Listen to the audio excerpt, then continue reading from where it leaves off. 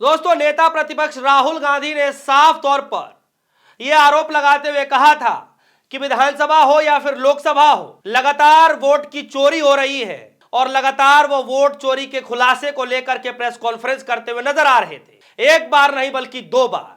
और इस वक्त सिर्फ वोटों की चोरी को लेकर के नहीं दोस्तों, इस मामले को लेकर के दो कदम और आगे बढ़ते हुए, वोट चोरी के मसले से आगे बढ़ते हुए पूरा चुनाव ही चोरी किया जा रहा है, इस तरीके के खुलासे लेकर कांग्रेस के एक बड़े नेता ने पोल खोल करके रख दी है। बल्कि कांग्रेस के नेता ने साफ तौर पर यह बताया कि किस तरीके से 80% कांग्रेस के उम्मीदवार हैं, उनके नामांकन ही रद्द कर दिया जा रहा है, जबकि भारतीय जनता पार्टी के एक भी उम्मीदवार का नाम रद्द नहीं किया गया। जी हां दोस्तों, अपने आप में आश्चर्यचकित करने वाली बात और हैरान करने वाली बात है कि 80% उम्मीदवारों का नामांकन रद्द कर दिया जा रहा है और बीजेपी के नेताओं के कैंडिडेटों के 1% भी, एक का भी नाम भी कैंसिल नहीं किया जा रहा है, रद्द नहीं किया जा रहा है। और इस बात को लेकर के खुलासा, इस बात को लेकर के जो आरोप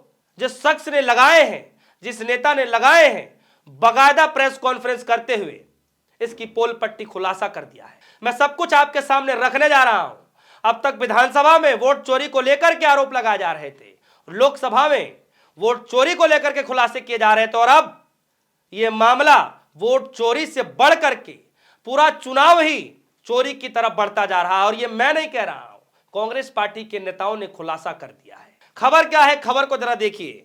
द प्रिंट ने लिखा है, दादरा और नगर हवेली में स्थानीय निकाय चुनावों को भाजपा ने हाईजैक कर लिया। कांग्रेस यानी कांग्रेस पार्टी ने यह आरोप लगाते हुए कहा है कि किस तरीके से हाईजैक कर लिया गया है, पूरे चुनाव को, निकाय चुनाव को पूरा हाईजैक कर लिया गया है। और उस खबर में और आगे क्या क्या बताया गया दोस्तों, जरा देखिए। खबर में बताया गया है कि कांग्रेस के 80% फॉर्म रिजेक्ट किए गए और कांग्रेस पार्टी के 80% यानी जितने भी उम्मीदवार हैं, लगभग 80% उनके फॉर्म रिजेक्ट कर दिए गए हैं और भारतीय जनता पार्टी का एक भी उम्मीदवार का नाम रद्द नहीं किया गया है, नामांकन रद्द नहीं किया गया है। और यह सब कुछ हो रहा है, यह सब कुछ हो रहा है दोस्तों। आपको मैं बता दूं, दादरा और नगर हवेली में जो स्थानीय नगर निगम का जो चुनाव होने जा रहा है, निकाय चुनाव होने जा रहा है, उसमें इतनी बड़ी धांधली पकड़ी जा रही है, इतना बड़ा आरोप लगाया जा रहा है कांग्रेस पार्टी के नेताओं की तरफ से। क्या कुछ कह रहे हैं प्रेस कॉन्फ्रेंस के दौरान, जरा सुनिए। और जैसे ही आप सुनेंगे आपके होश उड़ जाएंगे, जरा सुनिए। हमारे वहाँ पे लोकल बॉडी के चुनाव हो रहे हैं, उसमें से किस तरीके से बड़ा घोटाला आज तक हम समझते उजागर करते थे। हमारे नेता राहुल जी गांधी, हमारे अध्यक्ष खारगे साहब ने कई बार ये कहा है कि पूरे पार्लियामेंट के चुनाव में धांधली हुई है पहले भी, और पार्लियामेंट के बाद भी असेंबली में जो महाराष्ट्र हो, हरियाणा रहो, बाकी प्रदेश में भी वोटों की चोरी हुई है। अब यहाँ तो बात वहाँ तक रुकी नहीं है, वोटों की चोरी से भी बड़ी बात है कि पूरा चुनाव है वही उन्होंने चुरा लिया है। तो सुना दोस्तों आपने, और अभी तो सिर्फ ये छोटा सा क्लिप है, आगे मैं और वीडियो सुनाने जा रहा हूं कि उसमें किस तरीके से मिल करके अधिकारियों के द्वारा ये सारा काम किया जा रहा है, इस तरीके के आरोप लगाए जा रहे हैं। जरा सुनिए कि क्या क्या चीजें हो रही हैं। जो बीजेपी के उम्मीदवार हैं उनके साथ कुछ भी नहीं किया जा रहा है, लेकिन कांग्रेस पार्टी के उम्मीदवार हैं उनके साथ ऐसा किया जा रहा है। जरा देखिए, सुनिए जरा इस वीडियो को। लेकिन 10 तारीख को कोई भी चुनाव आयोग के वेबसाइट पे इस बात का जिक्र नहीं किया गया कि ऐसा ऐसा फॉर्म है और आपको ये डॉक्यूमेंट्स उसको जोड़ना है। उनको जाते ही कह दिया कि तुम्हारा तो रिजेक्ट हो गया नगर परिषद वालों का पास, तुम कोई यहाँ पे अभी नहीं है, तुम चले जाओ। तो सुना दोस्तों आपने, ये हाल हो चुका है। अब तक वोट चोरी को लेकर आरोप लगाए जा रहे थे और अब पूरा चुनाव ही हाईजैक करने की बात कही जा रही है। कांग्रेस पार्टी ने मोर्चा खोल दिया इस बात को लेकर के।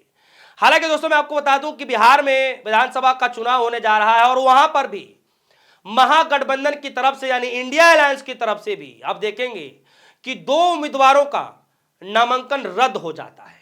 जी हां, एक उम्मीदवार का नाम तो मैं आपको बता दूं कि मोहनिया से श्वेता सुमन का नामांकन रद्द कर दिया जाता है क्योंकि यूपी की निवासी होती है, ऐसा बताया जाता है, जिसके बाद उनका नामांकन रद्द कर दिया जाता है। लेकिन समझने वाली बात यह है दोस्तों, यहां पर तो आरोप बताए जाते हैं कि जांच पड़ताल में पाया गया कुछ सबूत इनके पास ऐसे नहीं थे जिसकी वजह से इनका नाम रद्द किया गया।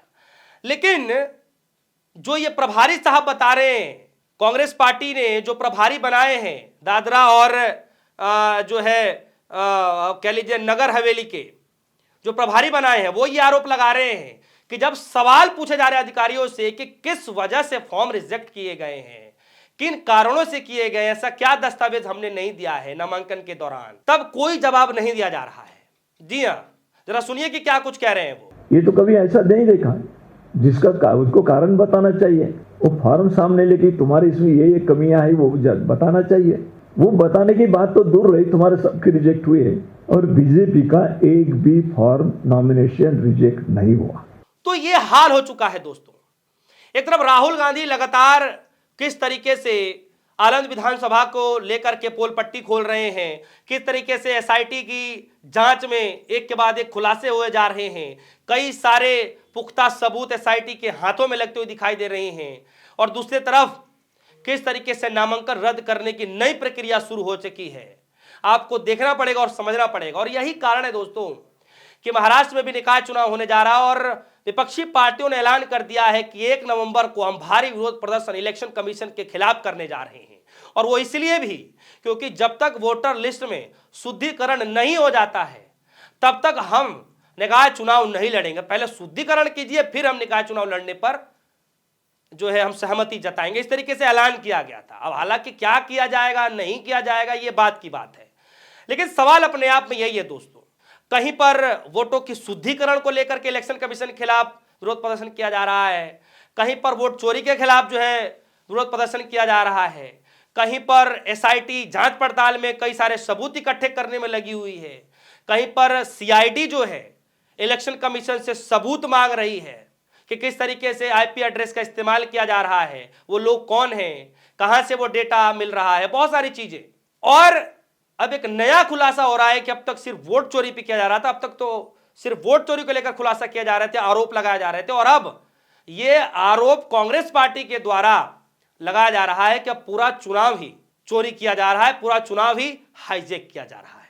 दोस्तों, आप सभी के मन में क्या कुछ चल रहा है? मुझे राहुल गांधी का एक वाक्य इन दिनों बड़ा दिमाग में आ रहा है और वायरल भी हो रहा है कि राहुल गांधी ने अमित शाह जी के बातों को कोट करते हुए कहा था कि हम 40-50 साल तक जो है देश से जाने वाले नहीं हैं, इस तरीके से हम राजनीति से बाहर जाने वाले नहीं है, राहुल गांधी ने कोट करते हुए कहा था। जरा इसको सुन लीजिए, फिर मैं आगे बताता हूं कि अब हमारी सरकार 40-50 साल चलेगी। ये अजीब सा बयान है। और उस टाइम मैंने सोचा था कि इसको कैसे मालूम कि 40-50 साल के लिए सरकार चलेगी, और अब सच्चाई पूरे देश के सामने आ गई है। वो ये बात इसलिए कह सकते हैं कि वो वोट चोरी करते हैं। तो दोस्तों, आप सभी ने सुना है कि राहुल गांधी ने किस तरीके से अमित शाह जी की बातों को कोट करते हुए कहा था उस दिनों, उन दौरान। और आज जो दिखाई दे रहा है, इन सभी मामलों को जोड़ते हुए आप सभी के मन में क्या कुछ चल रहा है? क्या सच्चाई दिखाई जा रही है? क्या धरातल पर दिखाया जा रहा है? क्या गोदी मीडिया का रवैया है? आप तक क्या परोसा जा रहा है? जो कुछ भी आप समझ पा रहे हैं, आप हमारे वीडियो कमेंट सेक्शन में जाइएगा, अपनी राय जरूर रखिएगा। राहुल गांधी के बयान को लेकर के, एसआईटी की जांच को लेकर के जो ये खुलासा किया जा रहा है कि वोट चोरी से भी बढ़ करके पहले वोट चोरी पर आरोप लगाए जा रहे थे और अब पूरा चुनाव ही चोरी का आरोप लगाया जा रहा है। 80% से ज्यादा कांग्रेस पार्टी के उम्मीदवारों का नामांकन रद्द होना, ये क्या कहलाता है? इन तमाम मुद्दों पर आप अपनी राय जरूर रखिएगा। फिलहाल के लिए दीजिए इजाजत। देखते रहिए न्यूज़। धन्यवाद।